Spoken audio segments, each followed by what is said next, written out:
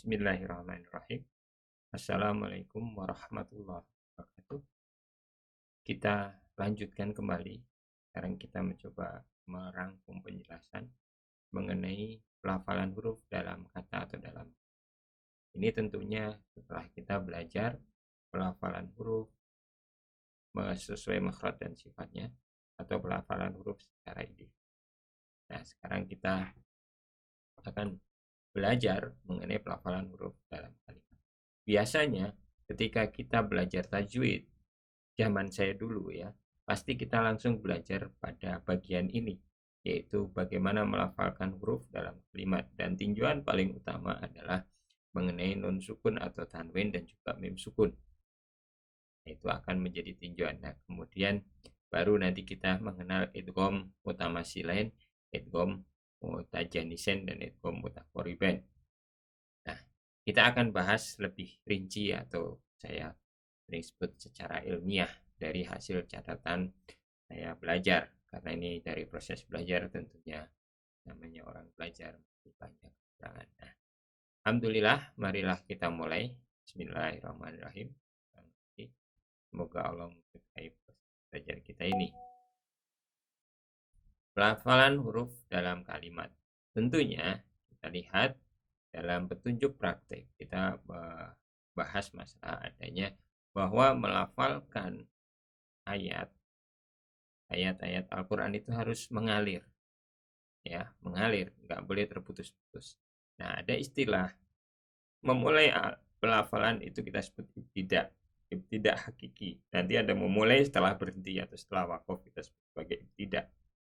Nah, proses mengalir kita sebut wasol. Wasol itu ya ada yang mengalir, tapi ada kadang memang kita harus berhenti sebentar. Maksudnya kita harus berhenti sebentar, itu kita sebut saktah. Jadi baik mengalir secara terus itu idroj, mengalir berhenti sebentar itu saktah, maka itu kita sebut wasol. Kemudian berhenti untuk mengambil nafas kita sebut sebagai waqaf. Ya, ini bahasan kita tentang cara baca dulu. Harus ngalir. Karena kalau nggak ngalir, berhenti-berhenti, itu nanti kita tidak disebut sebagai fasih. Nah, begitu cara baca. Nah, untuk masalah pertemuan atau pelafalan huruf di dalam kata, itu nanti ada tinjauan. Tinjauan utamanya biasanya pada nun sukun atau tanwin dan mim sukun. Namun, huruf tidak hanya nun dan mim, tapi banyak huruf. Nah, di dalam kitab Al-Jazari dan juga Tufatul Atfal sudah dijelaskan mengenai pertemuan dua huruf. Saya akan bacakan sedikit yang di Al-Jazari saja, karena untuk yang di Tufah cukup banyak. Wa awwalai mislin wa jinsin insyakan adghim akur rabbi wa balla wa abin fi yaumin ma qalu wa hum wa kul na'am tabbihhu la tuzik qulubal fal takom, ya. Dan ketika huruf awal itu dengan huruf kedua itu semisal, nah ini yang kita sebut sebagai idgham mutamathilain atau sejenis yang kita sebut sebagai idgham mutajanisen, insakan, kemudian awalnya disukunkan, maka adghim idghamkan. Jadi mutamasilain, mutajanisen itu idghamkan. Kakur robbi, seperti kata kul robbi menjadi kur robbi, diidghamkan. Waballa, nah ini mutamasilain, lam dengan lam, waballa. Wa abin, maka jelaskan. Untuk kata apa? Ini mutamasilain, fi yaumin. Fi, ya sukun ketemu ya, tapi dia tidak diidghamkan fi yaumin, tidak, tapi fi yaumin, fi yaumin, ya. Fi yaumin. Ma qalu, juga qalu wahum. Ini waw sukun ketemu waw lagi, qalu wahum. Kemudian kul na'am. Kul na'am ini mutaqariban, lam dengan nun, ya kan? Kul na'am, jangan kun na'am, ya. Kemudian sabbihu, ini dekat juga. Nah, la tuzikkulu, zikkulu, ini kan dekat ya. Zik, la tuzikkulu ba. Fal takom, fal lam dengan tak, fal takfur. Nah, itu kira-kira untuk tufah juga ada penjelasannya. Nah, sekarang kita bahas pertemuan dua huruf. Dalam Al-Jazari sudah dijelaskan seperti itu. Maka kita lihat pertemuan dua huruf. Pertemuan dua huruf. Ini ada huruf misalnya kalimat Bismillahirrahmanirrahim. Nah, ini ada ba, ada sin, ada mim, ada alif, lam, ha, alif, lam, ro, ha, mim, nun, alif, lam, ro, ha, ya, mim.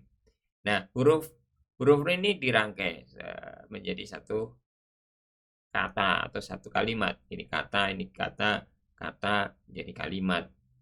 Antar kata nyambung. Ya. Beda dengan bahasa Indonesia, antar kata biasanya tidak nyambung. Misalnya nih, antar kata adalah. Kalau dalam bahasa Arab bisa kata adalah. Dalam bahasa Inggris pun disambung ya. Bahasa Inggris pun disambung. Bahasa Indonesia yang enggak. Nah, ini nyambung. Nah, nanti akan muncul hukum. Kalau ini ketemu ini gimana? Kalau ini ketemu ini gimana? Kalau ini ketemu ini. Yang tadi. Ya, tadi seperti dalam Al-Jazari. Wa iwalai mislin wa jinsin insakan adgim. Nah, gitu. Ada huruf yang mirip atau dekat makhrajnya.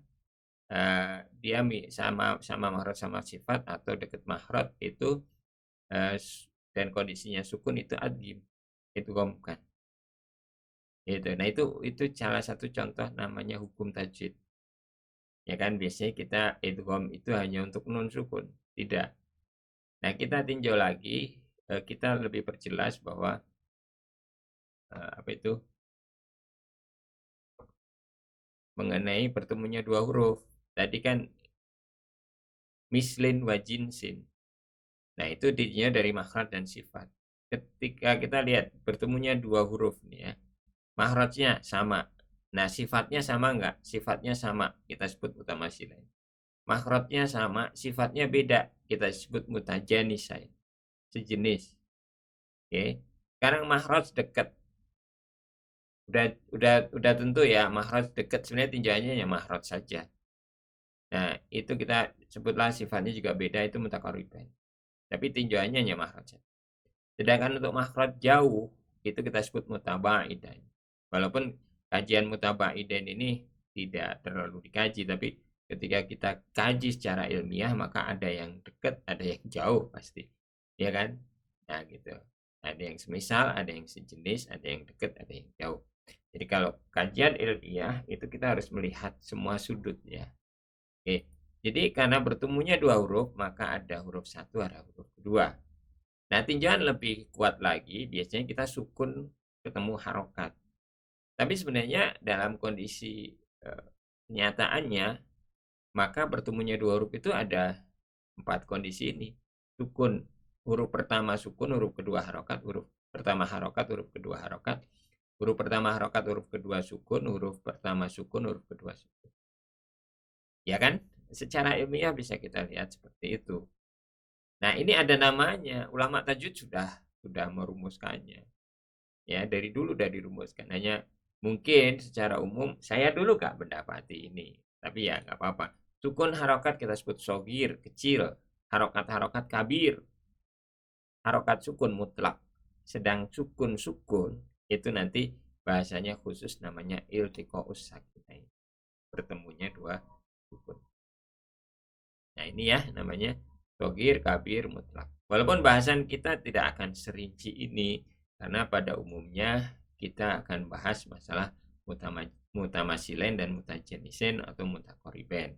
Tapi minimal kita pahami adanya pertemuan dua huruf ini ya. Jadi misalnya Bismillahirrahmanirrahim. Maka kita akan mendengar ba harokat dengan sin sukun. Itu mutlak. Sin sukun dengan mim harokat itu sogir. Nah, baru mim harokat dengan ini harokat berarti kab. Demikian dulu untuk bagian pertama ini. Kita lanjutkan di bagian berikutnya.